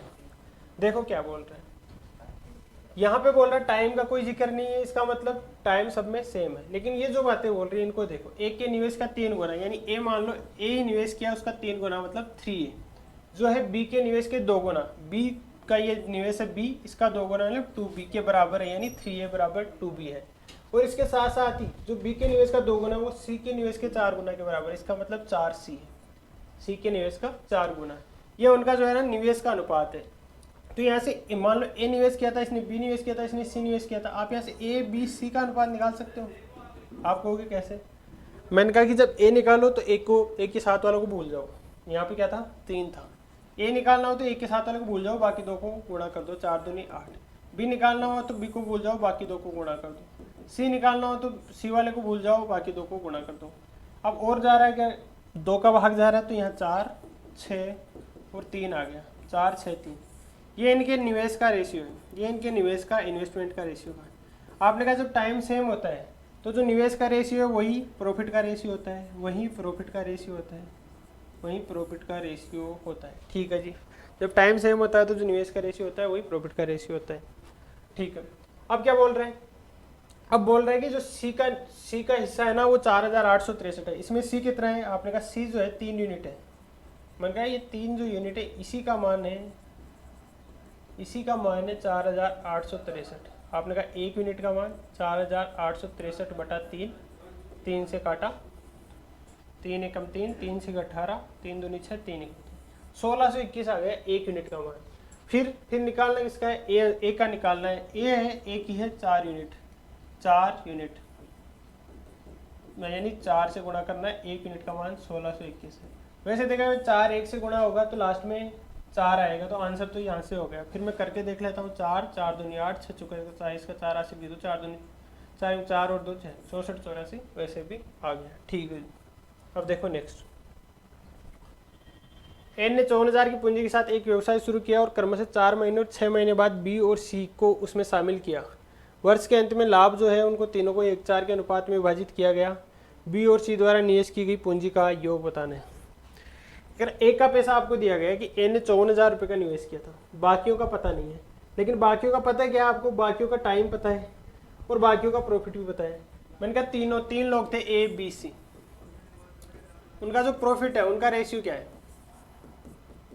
आपने कहा कि प्रॉफिट का रेशियो वर्ष के अंत में लाभ जो है 1 और 4 5 दे रखा है, 1 4 5। मैंने कहा टाइम तीनों का, आपने कहा कहाँ दे रखा टाइम, 2 का ही दे रखा है, बी का दे रखा है 4 महीने और 4 महीने और 6 महीने, ये क्या है 4 महीने या 6 महीने टाइम है क्या, एक बार के लिए देखो क्या बोल रहा है कि ए ने निवेश किया, कर्म से 4 महीने और 6 महीने बाद बी और सी को उसमें शामिल कर लिया वर्ष के अंत में। वर्ष के अंत में मतलब टोटल बात तो 12 महीनों की है, 12 महीने टोटल बिजनेस करना था। सबसे पहले क्या हुआ, एन ने स्टार्ट करा बिजनेस करना, अकेला करता गया करता गया करता गया, 4 महीने होते ही 4 महीने के बाद उसने क्या किया, बी को शामिल कर लिया, उसमें बी को शामिल कर लिया। तो ये बताओ 12 महीने बिजनेस करना था और ए जो है 4 मंथ के बाद शामिल हुआ, तो ए ने कितने मंथ बिजनेस किया? ए शुरू के 4 महीनों में नहीं था, ए लास्ट के 8 महीनों में था। तो ए का टाइम हो गया 8 और बी का टाइम हो गया 8 और ए का टाइम हो गया 12। ए तो लगातार 12 महीनों के लिए था, बी 4 महीनों बाद आया था, इसलिए इसने 8 महीने ही किया।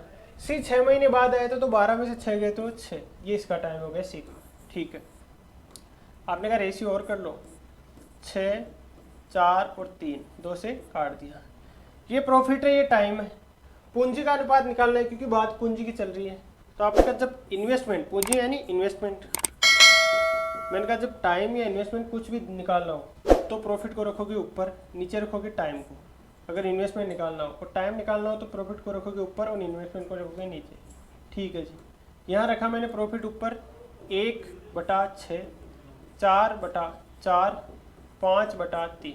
ठीक है, अब इनका कैसे बताया मैंने?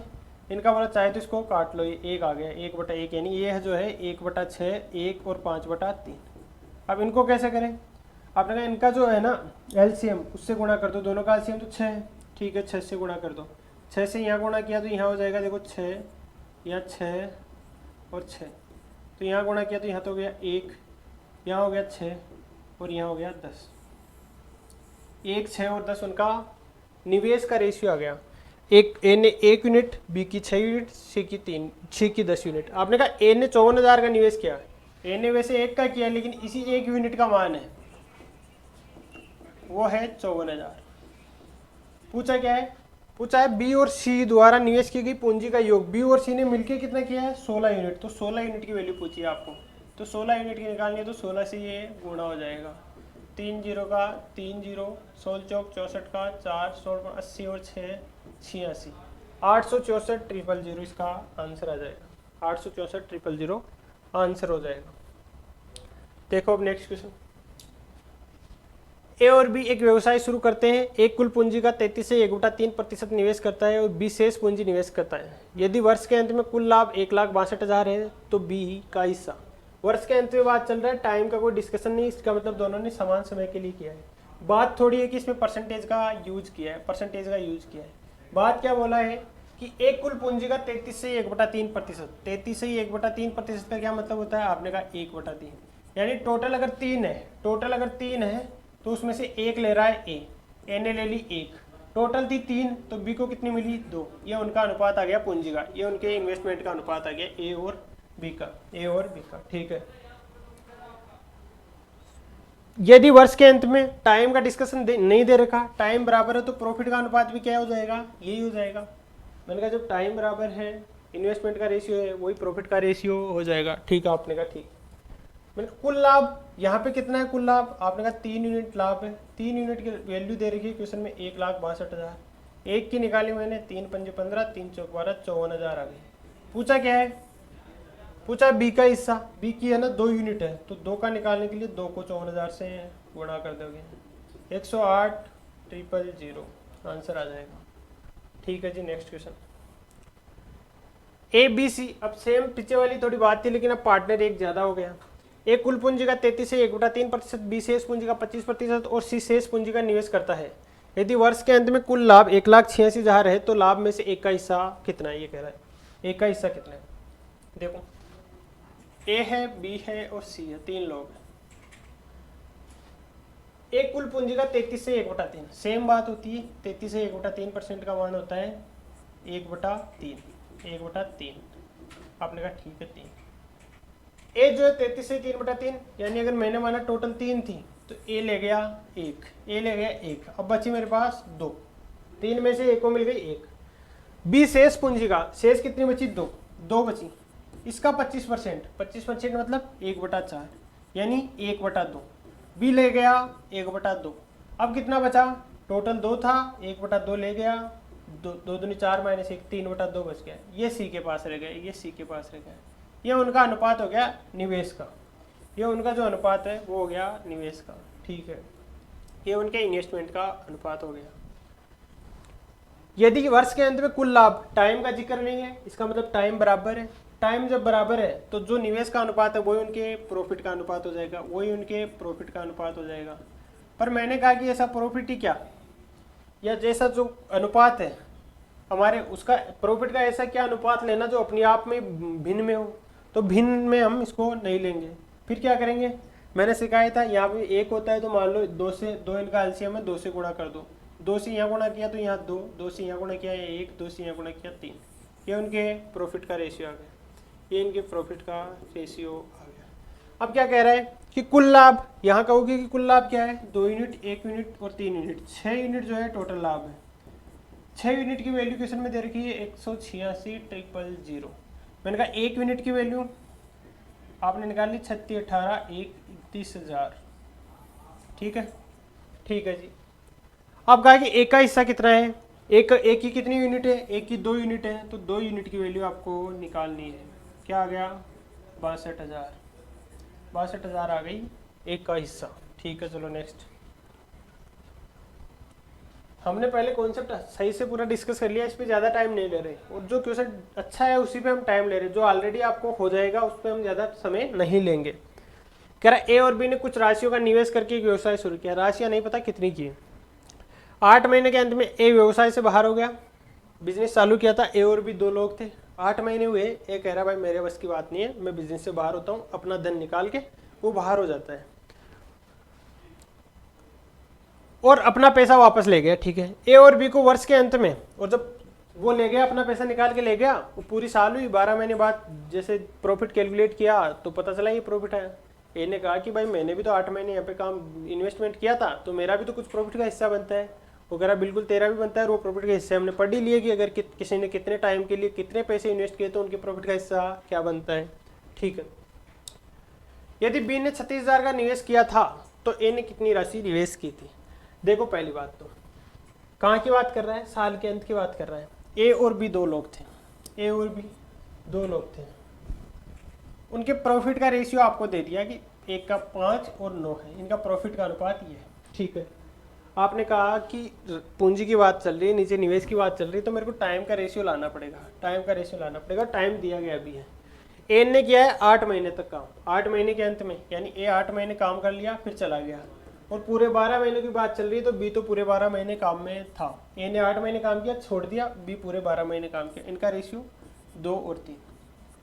ये आ गया पी और टी आ गया आपके सामने।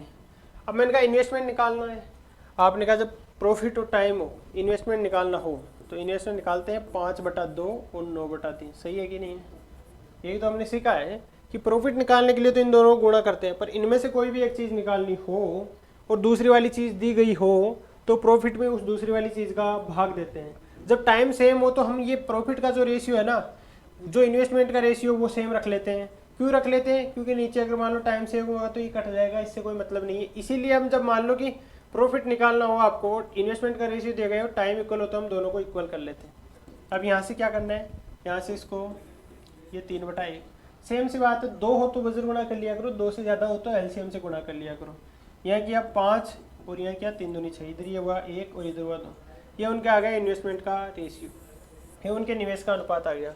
यदि बी ने 36,000 का निवेश किया, अपने हिसाब से बी ने 6 यूनिट निवेश किया है, तो इस 6 यूनिट की वैल्यू 36,000, 1 की वैल्यू 6,000। पूछा क्या है, ए ने कितना, ए ने किया 6×5 30,000। 5 की यूनिट की निकालनी है तो एक क्या आ गया 30,000, एक आ गया 30,000। चलो देखो नेक्स्ट क्वेश्चन। 3 साझेदार हैं, एक्स वाई और जेड ने क्रमशः 40,000, 38,000 और 30,000 का निवेश करके अपना व्यवसाय शुरू किया है। 6 महीने के बाद एक्स और जेड ने क्रमशः 20,000 और 15,000 का अतिरिक्त निवेश किया, जबकि वाई ने 8,000 निकाल लिए। वर्ष के अंत में अर्जित 38,880 के कुल लाभ में वाई का हिस्सा इन रुपीज़ ज्ञात कीजिए। देखो अब ये 100 भी क्वेश्चन आएंगे, वो थोड़े ढंग के अच्छे क्वेश्चन आएंगे, इनको समझने को आपको टाइम देना, जो मैं बताना चाह रहा हूँ वो समझना। कंसेप्ट वही रहेगा पर चीज़ें थोड़ी लेंदी हो जाएगी, तो इन चीज़ों को आपको देखना है। देखो 3 साझेदार है, एक्स है, वाई है और जेड है। ठीक है, आपने कहा ठीक।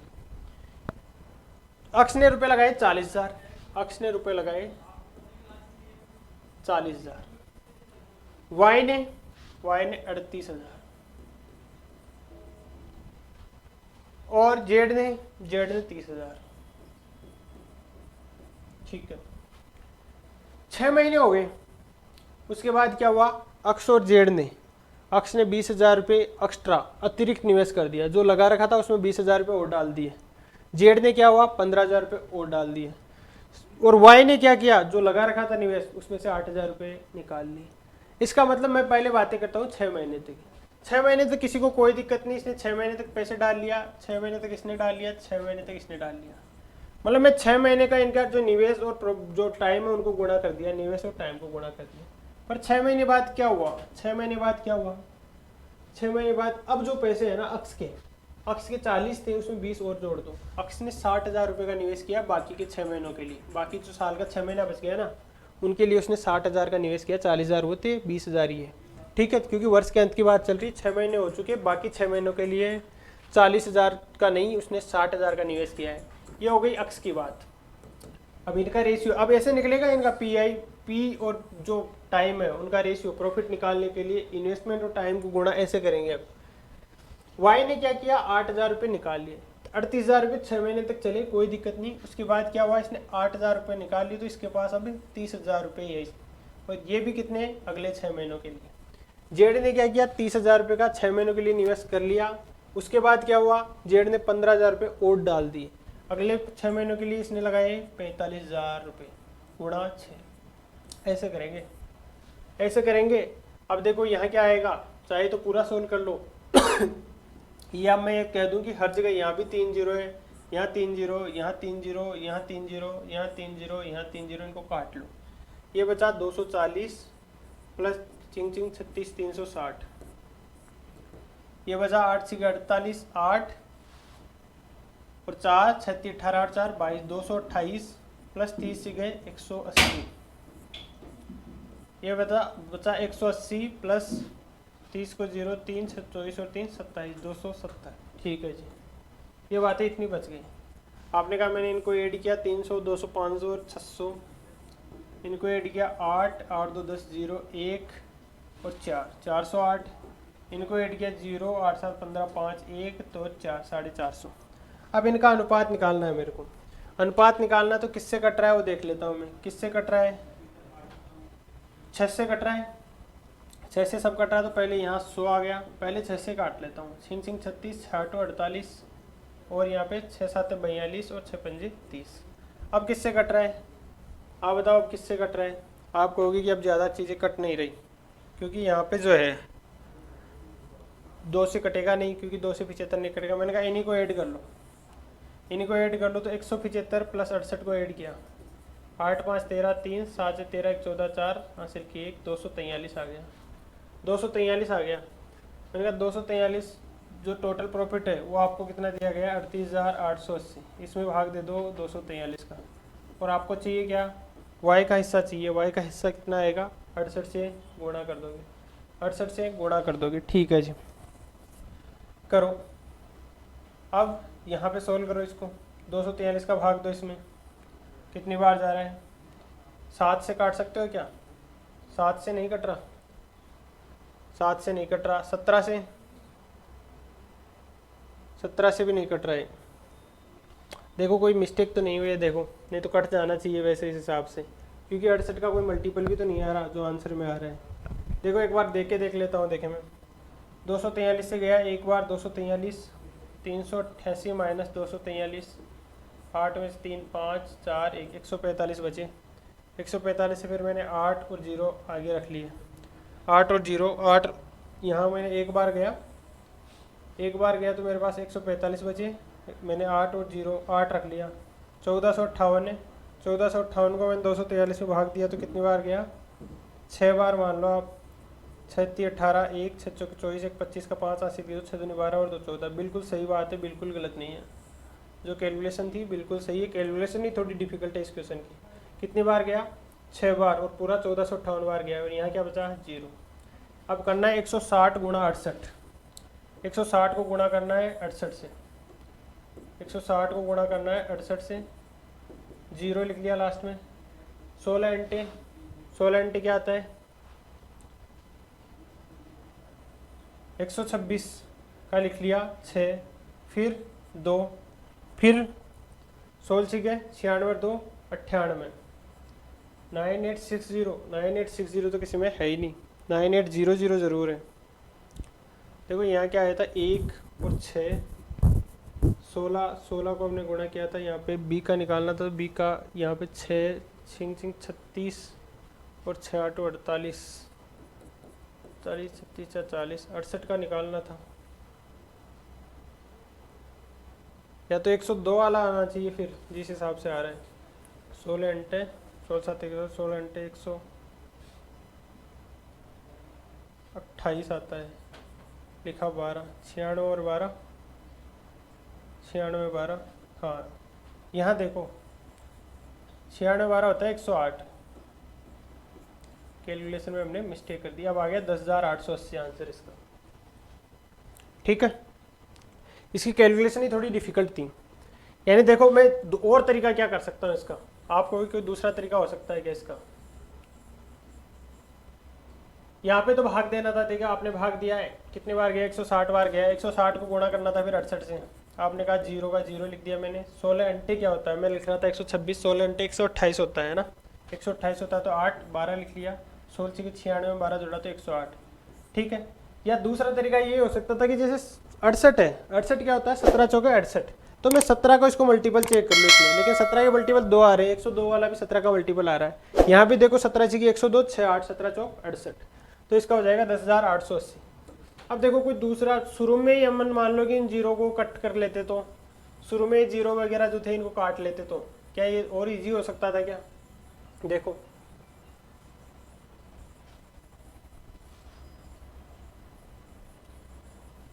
क्वेश्चन है ही लेंदी है, पहले तो क्वेश्चन अपने आप में लेंदी है, फिर इसकी कैलकुलेशन भी थोड़ी लेंदी है। देखो अब पहले में 3 जीरो को मैंने हटा दिया, ये 3 जीरो ऑलरेडी मैंने हटा दिया, यहाँ से जहाँ जहाँ 3 जीरो है सबको हटा दिया, सबको हटा दिया मैंने। ठीक है, पहले ने 40 के निवेश किया 6 महीनों के लिए, 40 गुणा 6। अब शुरू से ये लेके चल लेते, फिर बाद में इसने क्या किया 20 ऐड कर दिया, 20 गुणा 6। ठीक है, यहाँ फिर दूसरे वाले ने 38 का निवेश किया, 38 गुणा 6, फिर 8 हटा लिया तो 30 गुणा 6। तीसरे वाले ने 30 गुणा 6, और फिर बाद में इसने कितना 15 और जोड़ दिया तो 45 गुणा 6। अब शुरू से इजी कर लेते हैं हम, पहले वो 0 0 ना लिखते, अब इसको सोल्व कर लो, सेम चीज आएगी। देखो अब नेक्स्ट क्वेश्चन, ABC ने क्रम से 55,000 और 65,000 और 75,000 का निवेश करके एक व्यवसाय शुरू किया। ए एक कामकाजी साझेदार है, इसका क्या मतलब है। वो लाभ का 20% प्राप्त करता है, शेष को उसके निवेश के अनुपात में वितरित किया जाता है। यदि कुल लाभ 87,750 में एक का हिस्सा क्या है। देखो ABC started A business by investing 55,000 65,000, तो सबसे पहले तो कामकाजी साझेदार का मतलब समझाना है आपको। ए इज ए वर्किंग पार्टनर।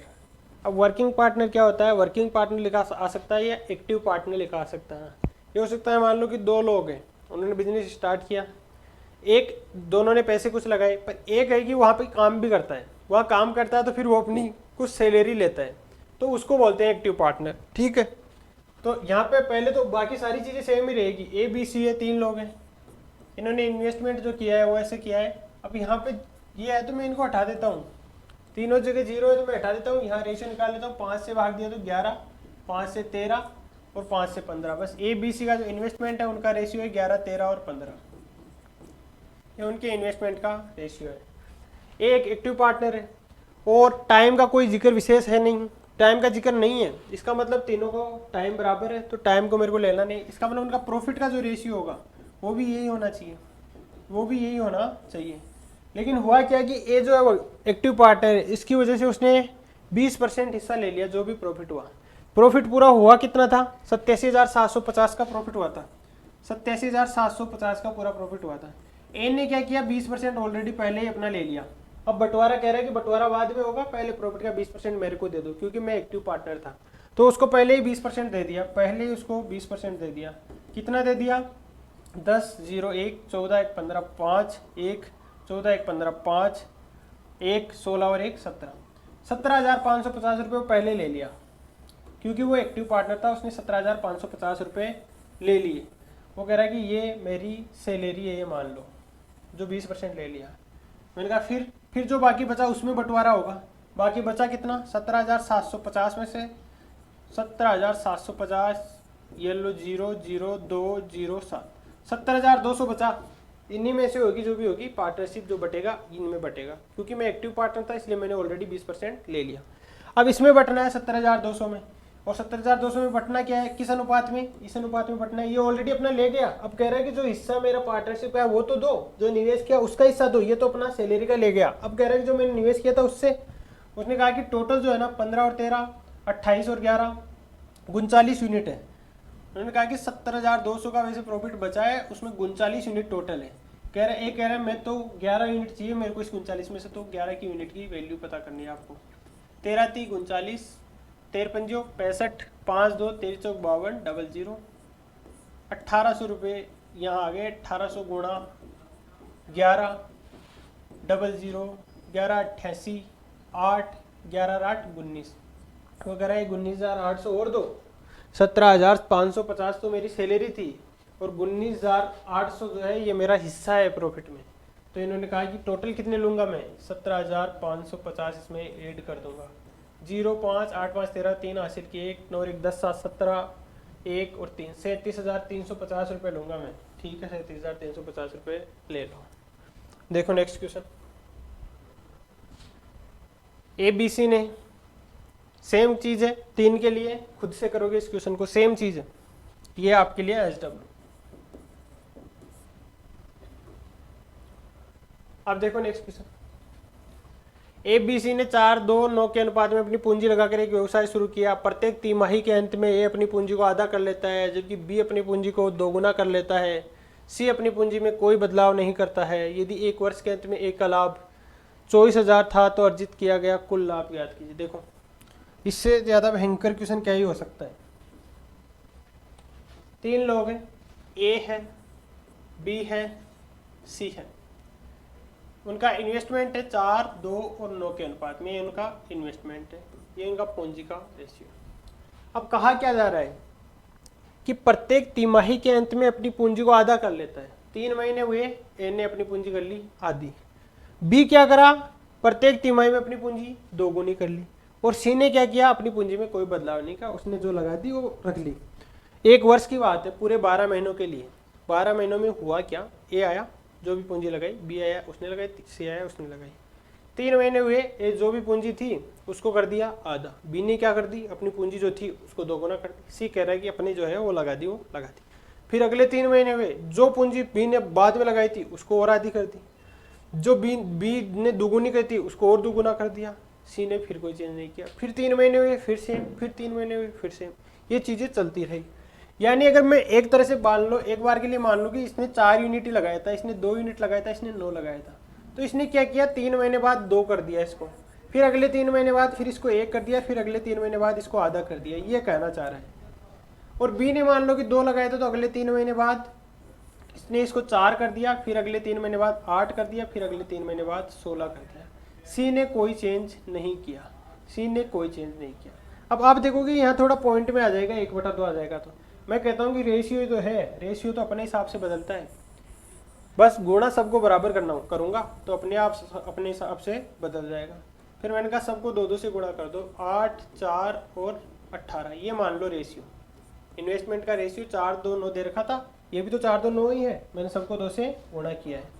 अब क्या किया, अब A ने क्या किया, 8 मान लो 8 यूनिट लगाई थी, 3 महीने बाद 4, अगले 3 महीने बाद 2 और अगले 3 महीने बाद 1 लगा दी। यानी शुरू के 3 महीने हुए उसने लगाई 4, फिर जैसे 3 महीने हुए उसने कर दी उसको 2, फिर अगले 3 महीने बाद उसने कितनी करी, यानी 3 महीनों के लिए लगा दी ना, इसको 3 महीनों के लिए लगा दी, इसको 3 महीनों के लिए, इसको 3 महीनों के लिए, इसको शुरू में लगाया, फिर 3 महीने बाद, 3 महीने बाद, फिर 3 महीने बाद, फिर 12 महीने हो गए। ठीक है, इसने क्या किया, 4 लगाया, फिर 8 किया, फिर 16 किया और फिर 32 किया। यही हुआ, 4 थी, 3 महीने बाद डबल कर दिया, शुरू में 4 लगाया, अगले 3 महीने बाद डबल 8 कर दिया, फिर अगले 3 महीने बाद 16 कर दिया, फिर अगले 3 महीने बाद 32 कर दिया। ठीक है, यानी पहले एक तो शुरू में लगाया था, उसके 3 महीने बाद फिर उसके 3 महीने बाद और फिर उसके 3 महीने बाद, मतलब शुरू या 3 महीने होते हैं या 6 महीने होते हैं या 9 महीने होते हैं। ठीक है, C ने कुछ चेंज नहीं किया, इसके भी क्या था, 3 महीनों के लिए था सब, 3 महीनों के लिए था सब, इसने कोई चेंज नहीं किया, इसने टोटल 12 जो है ना 12 महीनों के लिए यही रखा। अब बताओ इनको सोल्व करना है, अब यहाँ रेशियो करना है पर पहले इनको ऐड करना है, फिर इसका रेशियो लेना है, इनको ऐड करना है, फिर इसका रेशियो लेना है। आपने कहा कैसे जोड़ूं, मैंने कहा 3 तो सब में है, 3 को कॉमन ले लो, इनको ऐड करना है ना सबको, इनको ऐड करना है। 3 कॉमन है तो 3 ले लिया बाहर, यहाँ से ले लिया 8 4 12, तो 14 और 1 15, ये आ गया 15 गुणा 3। ठीक है, यहाँ क्या आया, फिर यहाँ गया 3, यहाँ भी कॉमन है तो अंदर ले लिया 8 4 12, 16 और 12, आपने कहा 16 12 28, 28 और 32 60, तो यहाँ लिख दिया आपने 60। ठीक है, और ये था 18 गुणा 12। अब जिससे कट रहा हो कट लो। ये क्या आ गया, ये उनके प्रॉफिट का रेशियो आ गया, क्योंकि टाइम हमने इन्वेस्टमेंट को टाइम से गुणा ही तो किया है यहाँ पे, और क्या किया है। ठीक है जी, सही है। 3 से 3 से गए 18। अब फिर 3 से, 3 दूनी 6, 3 से 20, 3 पंजे 15, 5 20 और 24, ये आ गया उनकी प्रॉफिट का रेशियो। यदि एक का लाभ 24,000 है, ये कह रहा है एक का लाभ 24,000 है, और अपने हिसाब से एक का लाभ क्या है, एक का लाभ है 5 यूनिट। 5 यूनिट की वैल्यू 24,000 है, 1 यूनिट की वैल्यू 1 की निकालनी है तो 5 चौके 20, 4 0 5 8 40, 4,800 रुपये पूछा क्या है। तो अर्जित कुल लाभ ज्ञात कीजिए, कुल कितना हुआ है, 24 20 44, 44 और 5 49, 49 का टोटल। चाहे तो आप 7 का मल्टीप्लाई देख सकते हो, जहाँ 7 का मल्टीप्लाई मिल जाए वहाँ आपका आंसर मिल सकता है। यानी 4800 है और मेरे को 49 यूनिट का निकालना, तो 49 से गुणा करना है।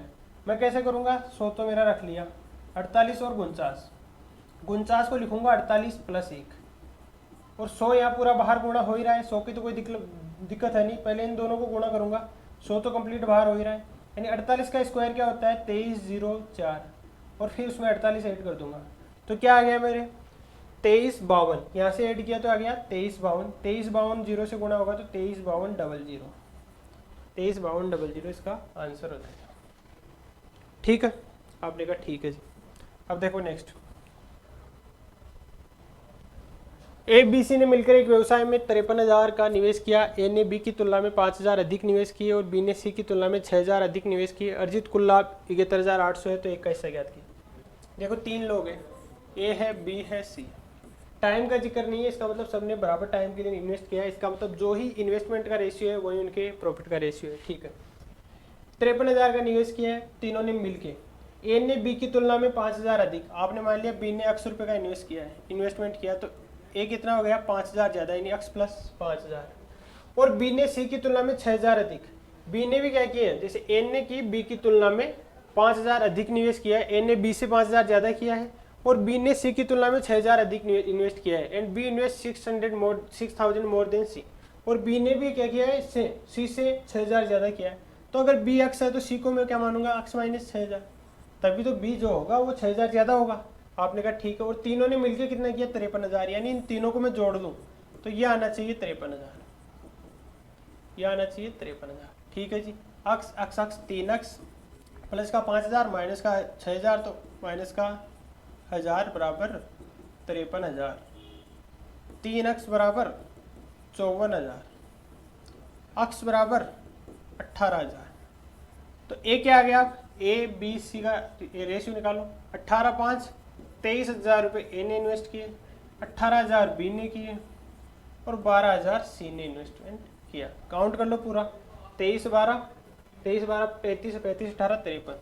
मेरे को प्रॉफिट निकालना तो 3 0 से 3 0 कट गया, यही उनके प्रॉफिट का अनुपात आ गया 23 18 और 12। क्योंकि टाइम सेम है तो जिस अनुपात में पूंजी का निवेश किया है उसी अनुपात में उनका प्रॉफिट का रेशियो आ जाएगा। तो 31,800 टोटल प्रॉफिट है। मैंने कहा मेरे हिसाब से तो ये यूनिट है, तो 23 और 18 और जो है 12, 23 18 भी मैंने काउंट भी किया था कितनी है, मेरे हिसाब से तो 53 यूनिट है। 53 यूनिट की वैल्यू दे रही है 318,000। मैंने कहा काटो, 53 छिगे क्या होता है, 53 छिगे 318 होता है, तो 600, एक यूनिट की वैल्यू आ गई 600। पूछा क्या है, एक का हिस्सा पूछा है, 2 यूनिट की वैल्यू पूछी है, 23 यूनिट की पूछी है, एक का है 23 है, तो 600 को कर दो 23 से गुणा, 23 छिगे 138, 23 छिगे 138, तो 138,000 इसका आंसर आ जाएगा। ठीक है, मैं मानता हूँ ये बातें आपको समझ में आई होगी। तो ये आपके लिए पार्टनरशिप, देखो लास्ट वाले 3 4 जो क्वेश्चंस थे वास्तव में अच्छे क्वेश्चंस थे, वास्तव में अच्छे क्वेश्चन थे। इसका मतलब ये था कि इनको मैंने जो समझाया आपको कोशिश करनी है समझने की। मेरा मतलब यही था कि पार्टनरशिप में कोई ऐसा क्वेश्चन ना रहे कि जो आप कर ना सको, इसलिए मैंने मेरी तरफ से जो पार्टनरशिप क्वेश्चन बन सकते थे वो सारे करवा दिए हैं। अगर एग्जाम में पार्टनरशिप का क्वेश्चन आएगा तो यहीं कहीं ना कहीं से फंसेगा। तो आज के लिए इतना ही। Thanks to all.